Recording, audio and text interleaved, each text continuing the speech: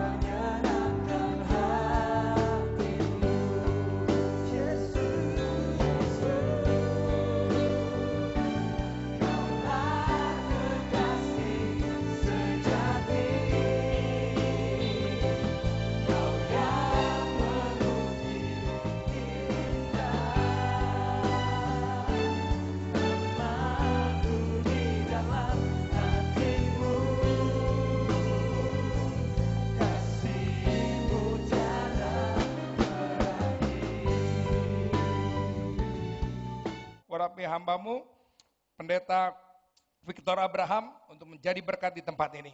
Di dalam nama Tuhan Yesus kami berdoa. Semua yang percaya katakan, amin. Silakan duduk saudara, dan saya undang Pastor Victor Abraham untuk menyampaikan isi hati Tuhan.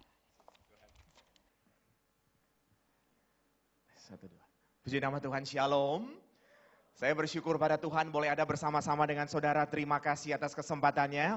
Hari ini saudara, kita sudah berada di hari ke-54 di tahun yang luar biasa. Berapa banyak yang percaya? Boleh lambaikan tangan saudara. Berikan sorak-sorai tepuk tangan yang paling meriah buat Tuhan. Saudaraku yang terkasih, saya akan memulai dengan sebuah kalimat pendek saudara. Kalimat ini berbunyi suatu perubahan. Katakan sama-sama dengan saya, suatu perubahan. Saudaraku yang terkasih, suatu perubahan ini adalah kalimat pendek yang merupakan harapan dari semua orang, saudara. Seorang pengusaha, seorang karyawan, dalam keluarga, seorang pelayan, semuanya menginginkan satu perubahan, saudara.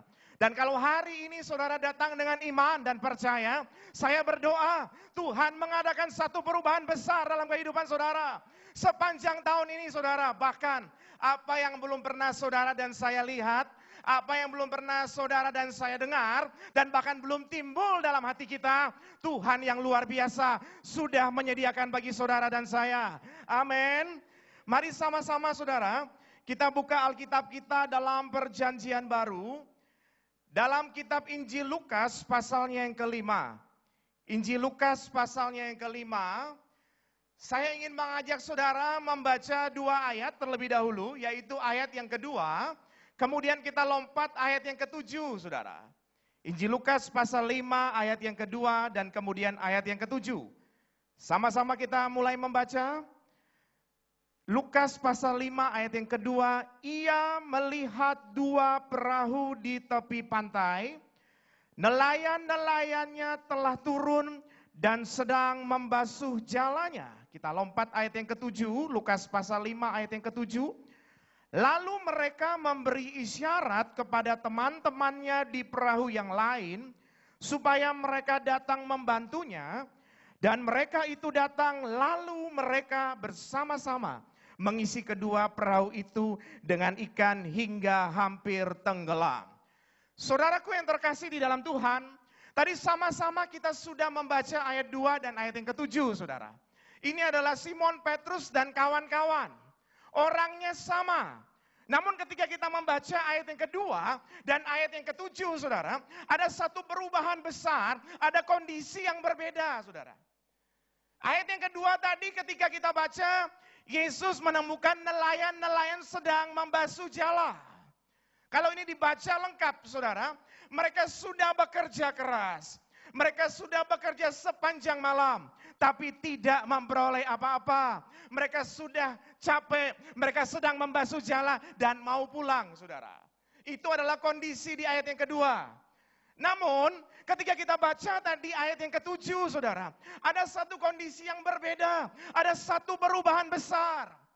Yang semula gagal, ternyata ayat yang ketujuh tadi, saudara, dikatakan mereka sampai harus memanggil temannya di perahu yang lain, bahkan kedua perahu penuh dengan ikan hingga hampir tenggelam. Saya berdoa sepanjang tahun ini, saudara diberkati dengan berlimpah-limpah. Amin. Boleh berikan sorak-sorai yang paling meriah buat Raja di atas segala raja. Ada satu perubahan besar, saudara. Kalau kita baca lanjut di sini dikatakan mereka sudah bekerja keras. Memang, saudara, di dalam kehidupan kita sehari-hari, kita tahu dan kita berpikir mungkin, saudara, keberhasilan, kesuksesan itu ditentukan kalau seseorang bekerja keras. Pasti, saudara. Yang kedua, kalau seseorang punya skill atau kemampuan. Seperti Simon dan kawan-kawan punya kemampuan, saudara.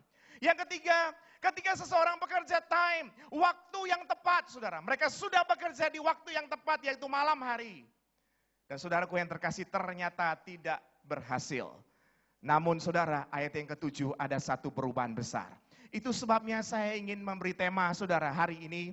Buat saudara dan saya, kita semua going to the next level. Tuhan bawa saudara dan saya menuju ke level berikutnya, saudara.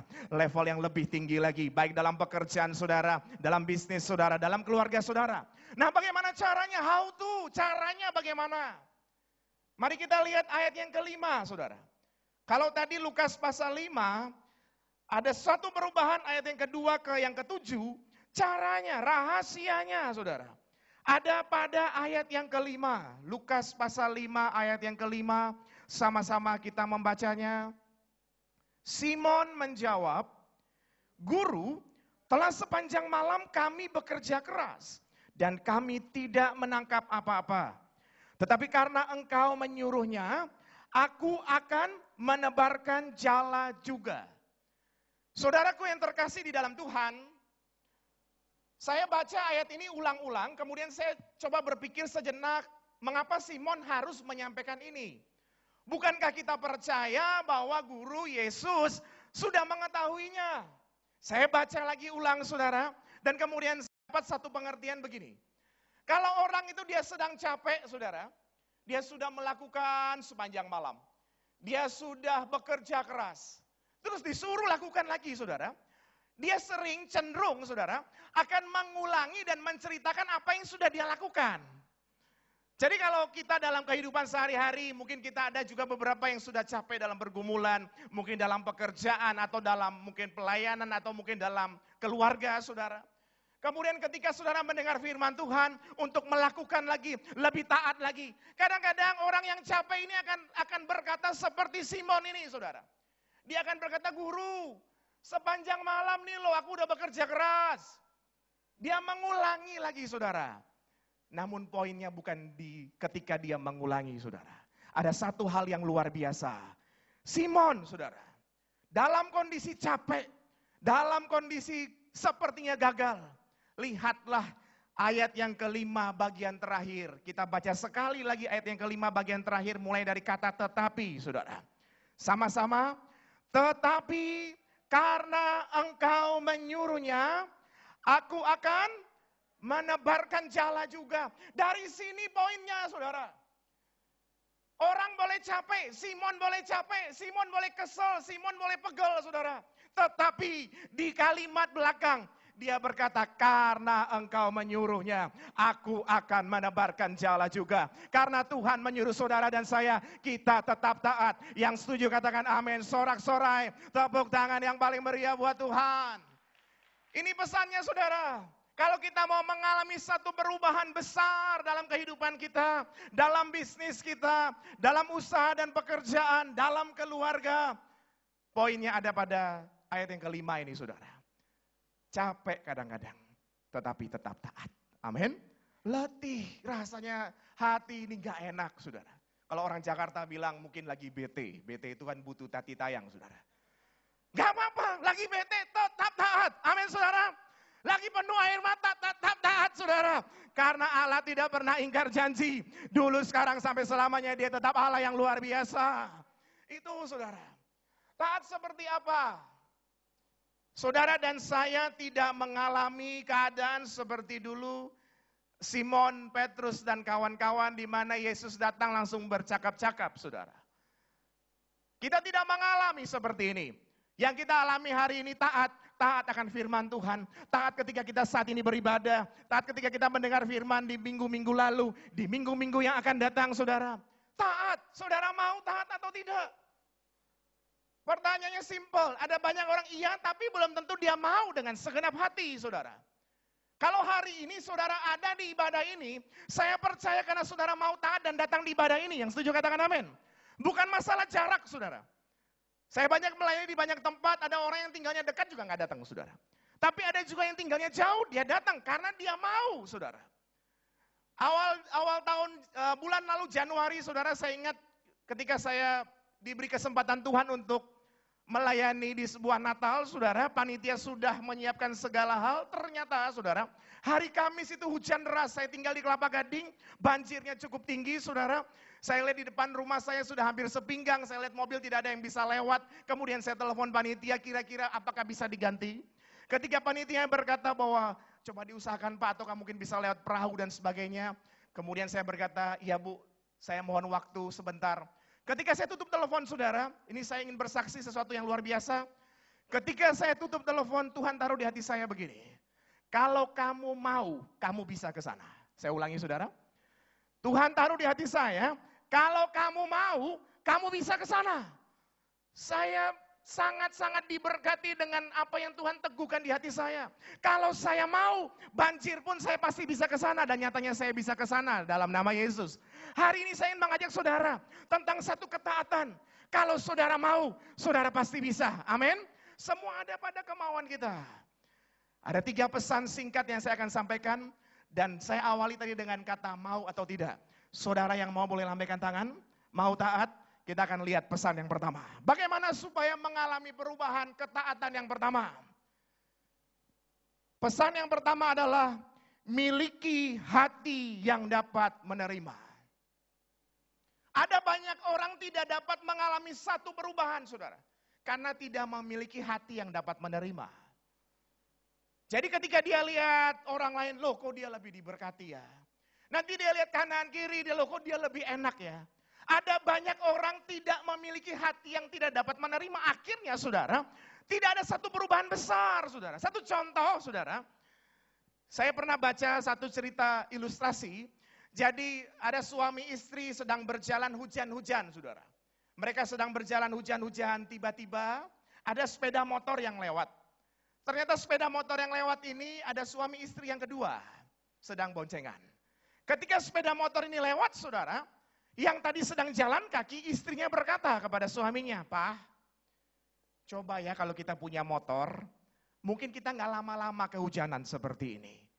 Jadi sang istri yang tadi jalan kaki ini merasa, kalau punya motor lebih enak daripada jalan kaki, saudara. Kemudian yang tadi naik motor, pasangan yang kedua tadi yang sedang naik motor, saudara, ketika mereka sedang jalan hujan-hujan, tiba-tiba ada mobil pick up, saudara, mobil mengangkut barang yang melewati motor tersebut. Ternyata di dalam mobil pick up juga ada pasangan suami istri yang ketiga, saudara. Kemudian pasangan suami istri yang tadi naik motor ini istrinya berkata, Pak, tadi lihat nggak? Ada mobil pick up lewat. Kapan Pak kita punya mobil pick up? Kalau naik motor begini kan tetap aja kehujanan katanya. Jadi yang naik motor melihat yang naik mobil pick up lebih enak. Tidak berapa lama kemudian yang tadi naik mobil pickup sedang jalan, tiba-tiba ada mobil mewah yang lewat, saudara, di samping kanannya. Di dalam mobil mewah ini ada juga pasangan suami istri yang keempat, saudara. Ternyata ya ketika mobil mewah ini lewat, sang istri yang dalam mobil pickup tadi berkata kepada suaminya. Dan berkata bahwa, Pak, kapan kita mau ganti mobil? Kalau mobil pickup ini kan gak ada AC-nya. Kalau hujan begini kan naikin kaca panas gitu. Jadi saudara perhatikan saudara. Yang tadi jalan kaki, karena nggak punya hati bisa menerima, lihat yang naik motor lebih enak, saudara. Yang naik motor, saudara, melihat yang naik mobil pickup lebih enak. Yang naik mobil pickup melihat yang naik mobil mewah lebih enak, saudara. Ternyata yang naik mobil mewah ini, ketika lewat saudara, istrinya berkata kepada suaminya, Pak, suaminya berkata, ya mah, Papa lihat nggak? Tadi ada orang pasangan suami istri yang jalan kaki. Oh iya, lihat mah. Aku iri loh Pak sama mereka, katanya. Kok hujan-hujan, mereka kok bermesra-mesraan, berdua jalan kaki. Sementara kita naik mobil ini, kamu telepon sendiri, aku telepon sendiri. Saudaraku yang terkasih dalam Tuhan, dari sini kita lihat, semua orang gak ada puasnya. Semua ada pada hati kita bisa nerima apa enggak keadaan kita. Hari ini Tuhan mau supaya sepanjang tahun 2014 ada satu perubahan besar yang kau alami dan saya alami. Tuhan mau saudara dan saya, kita punya hati yang bisa menerima. Amin. Bersyukur. Katakan sama-sama dengan saya, aku bersyukur Tuhan. Aku bersyukur Tuhan. Segala keadaan kita belajar bersyukur, saudara. Di dalam Alkitab, saudaraku yang terkasih, di dalam Alkitab Yesus pernah memberikan satu perumpamaan tentang seorang ayah yang punya 2 orang anak, saudara. Sulung dan bungsu. Si bungsu ini saudara di dalam Lukas pasal 15, si bungsu ini dia minta warisan, dia minta bagiannya, dia minta semuanya, kemudian dia pergi dari rumah. Ketika dia pergi dari rumah saudara, dia berpesta pora, dia foya-foya saudara, dia habiskan uangnya saudara. Sampai akhirnya uangnya habis. Ketika uangnya habis, dia hidup susah. Alkitab mencatat dalam Lukas pasal 15, nanti saudara baca, bahwa sampai makanannya, saudara, itu adalah ampas-ampas yang merupakan makanan babi, saudara. Dia mengalami satu kehidupan yang sulit. Pada saat itu dia teringat, saudara. Oh, di rumah bapakku makanan banyak sekali. Namun dia sadar bahwa dia sudah bersalah. Dia renungkan lama. Memang Alkitab tidak tulis sepanjang ini, tapi saya bisa membayangkan kalau seseorang yang hidupnya biasanya enak, minta harta banyak, pesta pora, sampai akhirnya bisa makanannya itu ampas-ampas yang menjadi makanan babi, maaf, berarti saudara, dia sudah mengalami satu proses yang cukup panjang. Yang setuju katakan amin. Nah ketika dia mengalami satu proses yang cukup panjang, atas apa yang dia tabur, dia tuai sesuatu yang susah saudara. Akhirnya dia sadar, dia ingin kembali lagi saudara. Ketika dia ingin kembali saudara, dia tahu diri, mungkin saya berpikir dalam hati, kalau ini bisa diceritakan saudara, dia mungkin tidak akan berpikir muluk-muluk kembali sebagai anak, ya mungkin kembali sebagai hamba ataupun budak, ya mungkin dia berpikir yang penting dapat makan lah saudara. Namun seorang bapak tetap bapak. Ketika anak ini kembali saudara, bapaknya menyambut dia, bahkan mengadakan pesta untuk dia. Masalahnya saudara, ketika pesta itu ayahnya laksanakan untuk dia, si sulung, kakaknya saudara, ada di ladang saudara. Ketika sulung mau pulang, dia lihat, loh kok ada pesta? Siapa ini? Siapa ini? Ternyata dia tahu bahwa loh yang pesta ini adiknya. Bapaknya melakukan satu pesta besar buat adiknya, dia kemudian iri saudara. Kita belajar dari cerita ini saudara. Si sulung dan si bungsu, kalau memulainya di sini, mengakhirinya di sini misalnya saudara. Si bungsu mengawali dengan kurang baik saudara. Dia mengawali dengan minta bagiannya, pesta pora, foya-foya saudara. Ngabisin uang semua saudara. Tapi ketika dalam proses kehidupannya, dia sadar, dia dipulihkan, dia akan mengakhiri dengan baik saudara. Sampai diadakan pesta. Namun si sulung saudara, kita lihat si sulung kalau ini garis awal, si sulung ini memulai menurut saya dengan baik. Sebab Alkitab mencatat ketika pesta itu dilakukan, si sulung sedang berada di ladang, dia sedang bekerja saudara. Bahkan Alkitab juga mencatat bahwa ketika terjadi percakapan dengan ayahnya, si sulung berkata, aku senantiasa ada bersama-sama dengan Bapa, aku selalu mendengar perintah Bapa. Berarti ini anak baik saudara. Namun saudaraku yang terkasih, sayangnya ketika akhir dari pembacaan di dalam Lukas pasal 15 tadi saudara, dia mengakhiri dengan kurang baik. Dia iri, dia nggak bisa terima. Saudaraku yang terkasih, dari sini kita belajar. Kalau kita sudah mengawali dengan baik atau tidak baik, pastikan akhiri dengan baik. Amin saudara. Yang setuju katakan amin. Saya pernah baca sebuah buku yang ditulis oleh Watchman Nee dengan judul Orang Baik Masuk Neraka dan Orang Jahat Masuk Surga, saudara. Ini kan aneh, kok orang baik masuk neraka, kok orang jahat masuk surga. Ternyata saya melihat ini ada kaitannya dengan cerita tadi. Mungkin ada banyak orang yang awal-awalnya baik, tapi malah akhirnya jahat. Tapi banyak orang yang kita temukan mungkin jahat, tapi akhirnya baik. Mari kita jadi orang yang akhirnya baik saja. Amin saudara. Supaya ada perubahan besar yang Tuhan lakukan sepanjang tahun ini atas saudara. Supaya ada sesuatu yang dahsyat yang saudara akan lihat. Milikilah hati yang dapat menerima. Supaya kita bisa terus menjadi orang yang baik di dalam Tuhan. Saya pernah melayani seorang pengusaha saudara. Dia hancur-hancuran. Dia habis ketika dia ditipu orang. Dia habis saudara. Sampai meninggalkan hutang itu miliaran rupiah saudara. Dalam kondisi seperti itu, saudara, istrinya meninggalkan dia. Sudah istrinya ninggalin, anak-anak semua ninggalin dia. Saudara, dia dalam kondisi yang sangat terpuruk, saudara. Datang ketika kami layani, saya tidak bisa banyak bicara. Karena dia mungkin akan berkata, Bapak nggak ngerasa, mau tukar tempat. Saya juga nggak mungkin mau, saudara. Tapi saudaraku yang terkasih, ketika kami layani berdoa, saya berkata buat Bapak ini, Pak, kalau hati Bapak bisa menerima, Bapak bisa bangkit lagi. Dan usaha Bapak bisa dipulihkan. Kalau Bapak tetap dengan hati yang marah dan dendam, tidak akan ada pengaruh apa-apa. Malah Bapak akan semakin terpuruk, semakin hancur. Saudaraku yang terkasih, tidak bisa dulu hari pertama, hari kedua, doa 3. Selang beberapa hari, saudaraku yang terkasih, akhirnya dia mantap dengan penuh air mata. Dia berkata, aku bisa menerima. Aku mau berubah, aku mau mengampuni. Aku mau terima sesuatu yang luar biasa yang sudah Tuhan siapkan. Dan saudaraku yang terkasih, orang ini hari ini usahanya dipulihkan berkali-kali lipat.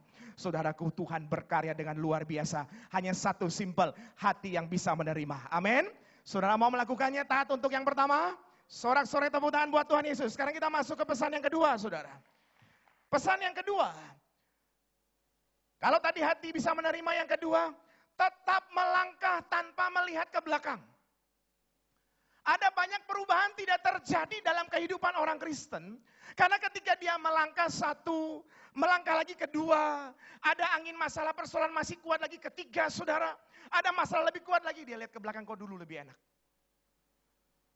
Ada banyak seperti itu, saudara. Apa yang terjadi? Padahal mungkin langkah dia yang kelima, di situ ada perubahan besar. Namun pada langkah ketiga atau keempat dia sudah menyerah dan dia kembali. Dia lihat lagi ke belakang.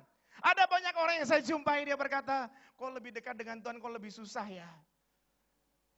Saya ingin berkata kepada saudara, tidak ada seperti itu. Lebih sungguh-sungguh pasti Tuhan menyertai saudara. Amin. Tetap melangkah. Satu contoh dalam Alkitab saudara, yaitu dalam kitab Bilangan pasal 11 saudara. Tentang bangsa Israel yang Tuhan bawa keluar dari perbudakan di Mesir menuju ke tanah perjanjian saudara. Di tengah jalan di padang gurun, saudara, mereka mengeluh. Kemudian diberikan mana. Ketika dikasih mana, saudara, sudah lama bosen. Kok ini mana saja? Mungkin pikir mereka kok nggak ada hamburger kayak atau hotdog dan sebagainya. Bosen, saudara, minta makan daging. Alkitab mencatat dalam Bilangan pasal 11, mereka teringat akan ikan di Mesir, mereka ingat akan semangka, mereka ingat akan bawang prei, akan bawang bombay, mungkin bawang putih dan sebagainya, saudara. Dia ingat semua yang dulu-dulu. Padahal Tuhan sudah lepaskan mereka dari perbudakan. Tuhan mau bawa mereka kepada tanah perjanjian. Tanah perjanjian adalah tanah yang penuh dengan susu dan madu, yang setuju katakan amin. Berarti kalau tanah yang penuh dengan susu dan madu, berarti yang namanya bawang prei, saya percaya pasti lewat, saudara. Yang namanya semangka lewat. Namun di tengah jalan ketika ada proses, ketika ada padang gurun, mereka mengeluh. Ingat kok lebih enak yang di belakang. Hari ini kita belajar, saudara. Tahun ini Tuhan akan mengadakan perubahan besar buat saudara. Yang setuju katakan amin, yang di belakang, yang di atas percaya. Tetap melangkah, saudara. Apapun yang terjadi, tetap melangkah. Jangan lihat, oh kok di belakang lebih enak. Saya ada sedikit kesaksian saudara di pesan ini. 5 tahun yang lalu, sebelumnya saudara. Jadi 5 tahun yang lalu saya oleh karena peneguhan berkali-kali, kami meninggalkan pekerjaan dan melayani Tuhan sepenuh waktu. Namun sebelumnya saya memulai dengan karir sebagai seorang salesman keliling, saudara. Dari pasar ke pasar, dari perumahan ke perumahan, saudara. Kemudian Tuhan bawa sampai puji Tuhan bisa ada di satu top level di salah satu perusahaan dari Singapura, saudara. Pada saat ada di top level, Karena memang panggilan yang berkali-kali, peneguhan tanda yang berkali-kali kami meninggalkan pekerjaan untuk melayani Tuhan sepenuh waktu, saudara. Ini panggilan setiap orang berbeda-beda. Ini kesaksian saja. Ketika saya dan istri mengambil langkah tersebut 5 tahun yang lalu, saudara, apa yang terjadi? Awalnya baik, tapi ketika semua fasilitas itu hilang dari kami, dari segala fasilitas, kami mengalami satu kesulitan yang besar, saudara. Susah sampai, saudara, rumah dijual, mobil dijual, semuanya sampai nggak ada, saudara. Habis benar. Pada saat itu, saudara, jujur saja sebagai manusia biasa, saya ada perasaan, aduh jangan-jangan mungkin salah, kok lebih enak yang dulu. Manusia, saudara. Tapi Tuhan berikan kekuatan, jangan seperti bangsa Israel. Sekali melangkah tetap maju, Tuhan pasti beserta. Amin. Mendengar itu akhirnya saya dan istri berdoa, kami sepakat, ya sudah, kita tetap melayani Tuhan. Jalan seperti biasa, istri saya punya kemampuan bisa merangkai bunga, dia rangkai bunga, saya mantan salesman, saya jualan bunga, saudara. Kami jualan bunga, coba jalan-jalan, saudara. Sekali, 2 kali masih berhasil. Namun orang kan tidak makan bunga, jadi bunga kan tidak bisa dijual terus-menerus dan laku, saudara. Sulit lagi, tapi terus lagi berusaha, coba lagi yang lain. Dan hari ini, saudara, Tuhan sudah pulihkan karena tetap bertahan. Amin, saudara. Jadi dari sini kita belajar, saudara, apapun yang terjadi. Saya ingat sebuah film. Saudara kenal Rocky? Jago tinju, saudara. Rocky dalam filmnya pernah berkata kepada anaknya begini. Kemenangan seseorang bukan ditentukan hanya karena kerasnya pukulannya dia. Saya ulangi, saudara. Rocky dalam filmnya berkata kepada anaknya, kemenangan seseorang bukan hanya ditentukan kerasnya pukulannya. Tapi kemenangan seseorang juga ditentukan berapa kuat dia menahan pukulan lawan. Jadi saudara, bukan hanya kerasnya pukulan saja, tapi berapa kuat dia menahan pukulan lawan. Ada banyak orang yang kita jumpai di luar sana, saudara, tidak mengalami satu perubahan, padahal dia pintar, dia punya skill yang luar biasa. Mungkin pukulannya keras, saudara, tapi dia tidak kuat tahan pukulan. Jadi, saudara, punya kemampuan, mungkin IQ di atas rata-rata, tapi ada masalah persoalan membuat dia mundur. Dan tidak ada perubahan, saudara. Tapi banyak orang yang kita jumpai, mungkin pukulannya tidak terlalu keras, saudara. Artinya, mungkin dia tidak terlalu punya kemampuan yang hebat, dia tidak terlalu punya skill yang luar biasa, saudara, tapi memang ada begitu. Tapi dia kuat menahan pukulan. Masalah persoalan tetap maju, masalah persoalan tetap melangkah. Banyak orang seperti itu sukses, saudara. Amin. Dari sini kita belajar, saudara, pesan yang kedua, terus melangkah dan jangan menoleh ke belakang. Sorak-sorai buat Tuhan Yesus. Kita masuk ke ketaatan yang terakhir atau yang ketiga. Pesan yang terakhir, supaya tidak lupa yang pertama, miliki hati yang dapat menerima. Yang kedua, saudara, tetap melangkah, jangan menoleh ke belakang. Yang terakhir, yang ketiga, saudaraku, berani melepaskan yang tidak berkenan. Saya banyak berjumpa dengan orang, saudara, Tuhan sudah buka jalan mau buat satu perubahan dalam kehidupannya, tapi kok sepertinya ada yang nahan kakinya, saudara. Gak bisa naik. Terus saya diingatkan Tuhan tentang contoh dalam Alkitab, dalam Lukas pasal 19, yaitu tentang Sakeus, saudara. Ketika Sakeus berjumpa dengan Tuhan, saudaraku, Alkitab mencatat, kemudian Sakeus berdiri dan berkata, Tuhan, setengah dari milikku akan kuberikan kepada orang miskin. Dan jika ada yang kuperas, aku akan ganti 4 kali lipat. Padahal peraturannya cuma 2 kali lipat, Sakeus ganti 4 kali lipat, saudara. Dan hasilnya, Sakeus mengalami satu perubahan besar. Dikatakan bahwa Yesus berkata, hari ini telah terjadi keselamatan atas Sakeus, yang pertama. Yang kedua dikatakan, orang ini juga anak Abraham. Berarti dia juga diberkati. Sakeus mengalami perubahan menjadi selamat dan menjadi anak Abraham diberkati, saudara. Karena dia berani melepaskan yang tidak berkenan. Namun, saudara, ada banyak orang juga salah mengartikan ini. Terus berpikir, wah berarti pulang dari gereja, saya akan bagi harta saya menjadi 2, sisanya setengahnya saya bagi. Kalau saudara mau lakukan silahkan. Namun, saudara, artinya bukan seperti itu, saudara. Zaman dulu, saudara, Sakeus ini kan kepala pamungut cukai. Kesempatan pamungut cukai itu diberikan kepada penawar tertinggi, saudara. Penawar tertinggi, jadi misalnya si A menawar 100, si B 200, C-nya 300, mungkin Sakeus 400, mungkin seperti itu. Nah, ketika penawar tertinggi ini Sakeus memilih 400, dia mungkin membayar semuanya kepada pemerintah, maka dia diberikan satu kewenangan saudara untuk menagih atau memungut cukai pajak saudara. Nah, dalam kondisi seperti itu saudara, saya percaya Sakeus pasti memungut sebanyak-banyaknya. Dia berusaha kalau bisa raup sebanyak-banyaknya. Dengan cara-cara mungkin yang tidak benar. Nah, itulah setengah hartanya. Makanya dia lepaskan itu yang tidak berkenan. Maka dia menerima satu berkat Tuhan yang luar biasa. Amin saudara. Pesan yang ketiga saudara, mengingatkan kita semua. Saudara mau mengalami satu perubahan? Amin. Mari kita berdoa, Tuhan apa yang kurang dari aku? Semua tidak ada yang sempurna termasuk saya, saudara. Kita belajar hari ini lebih baik dari kemarin. Besok lebih baik dari hari ini. Dan saya percaya sepanjang tahun ini ada perubahan besar dalam kehidupan saudara. Mari saudara, sorak-sorai tepuk tangan yang paling meriah buat Tuhan. Saya akan tutup dengan sebuah ayat saudara. Saya boleh minta sahabat-sahabat Praise and Worship untuk hadir bersama-sama. Di awal tadi kita sudah sama-sama melihat dan membaca Lukas pasal 5. Ada satu perubahan besar yang terjadi bagi Simon dan kawan-kawan. Karena mereka taat, saudara.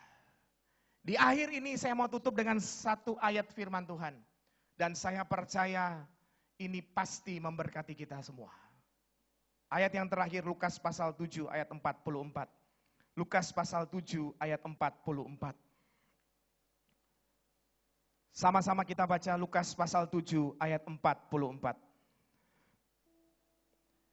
Dan sambil berpaling kepada perempuan itu, ia berkata kepada Simon, engkau lihat perempuan ini. Aku masuk ke rumahmu, namun engkau tidak memberikan aku air untuk membasuh kakiku. Tetapi dia membasahi kakiku dengan air mata dan menyekanya dengan rambutnya. Saudaraku yang terkasih di dalam Tuhan. Ada perempuan berdosa yang sudah tua, saudara. Dia mendengar Yesus datang. Cepat-cepat dia bergegas ingin berjumpa dengan Yesus, saudara. Tidak menunggu, tidak berpikir lagi, tapi segera ingin berjumpa dengan Yesus. Ini ayat panjang saya simpulkan dalam satu ayat dan saya ingin sampaikan sebagai penutup firman Tuhan saat ini. Yesus berkata, aku masuk, engkau tidak menyediakan air untuk mencuci kakiku. Zaman dulu lantainya kotor dan berdebu, saudara. Orang tidak pakai sepatu seperti kita. Yesus pun tidak pakai sepatu seperti kita. Kakinya kotor, mau masuk. Kata Yesus, murid-murid tidak menyiapkan air untuk mencuci kaki. Tapi ada satu perempuan susah. Perempuan berdosa. Dia yang mencuci kaki Yesus. Mengapa saya katakan mencuci, saudara? Tadi dikatakan bahwa membasahi kakiku. Dalam terjemahan bahasa Inggris, saudara. Bukan membasahi tapi wash. Wash itu jelas mencuci, saudara. Saya baca ulang-ulang. Wash artinya mencuci, saudara. Bagaimana caranya dia mencuci dengan air mata? Tidak mungkin seseorang dalam waktu 1 jam bisa menangis begitu banyak untuk mencuci kaki, saudara. Ternyata ini perempuan tua yang hidupnya susah, saudara. Dari masa dia muda, saudaraku yang terkasih. Perempuan-perempuan dulu, mereka menggunakan kalung, yang mana mainan kalung itu adalah kirbat kecil, saudara. Perempuan ini perempuan susah. Dalam setiap kesusahan dan kesedihannya, saudaraku yang terkasih. Dia meneteskan air mata dan dia tampung di kirbat yang kecil ini, saudara. Setiap dia mengalami kesusahan, dia tampung air matanya di kirbat ini, saudara. Dan ketika kirbat ini penuh, mungkin dia pindahkan ke satu wadah lain yang lebih besar. Dia bawa lagi kirbat ini. Ini terjadi selama bertahun-tahun, saudara. Bahkan terjadi selama berpuluh-puluh tahun. Air mata yang begitu banyak karena kesusahan hidupnya. Namun perubahan besar terjadi dalam kehidupan perempuan ini ketika, saudara, dia tahu Yesus datang. Ketika dia tahu Yesus datang, dia bergegas. Dia membawa, saudara, air mata yang sudah berpuluh-puluh tahun itu. Dan dia bawa di kaki Yesus. Dia pecahkan air mata. air ini untuk mencuci kaki Yesus, saudara. Dengan rambutnya, saudara. Dan mengusap-usap kaki Yesus. Bahkan Alkitab mencatat dia mencium-cium kaki Yesus. Dan firman Tuhan berkata, dosamu sudah diampuni. Saudaraku yang terkasih, tidak akan pernah terjadi perubahan besar atas perempuan tua ini, saudara, kalau dia tidak melangkah. Tidak pernah terjadi perubahan besar kalau dia tidak melangkah, saudara. Dia melangkah dan dia membawa air mata puluhan tahun itu dipecahkan di kaki Yesus. Ini tercatat sepanjang masa dalam firman Tuhan. Hari ini, saudara, saya ingin tantang saudara. Engkau yang sungguh-sungguh diberkati dan percaya, mau terima Tuhan dengan lebih sungguh lagi. Saya ingin tantang saudara untuk bangkit berdiri, saudara. Saudara percaya Yesus luar biasa. Saudara lihat perempuan yang tadi dalam firman Tuhan. Ketika dia tahu Yesus datang, tidak lagi berpikir-pikir, langsung bergegas, maju. Dan kemudian saudara membawa air mata itu. Sama-sama kita naikkan pujian dan saya ingin mengajak saudara yang mau terima Tuhan lebih sungguh lagi untuk maju ke depan. Hamba-hamba Tuhan akan berdoa buat saudara. Bersamamu Bapa.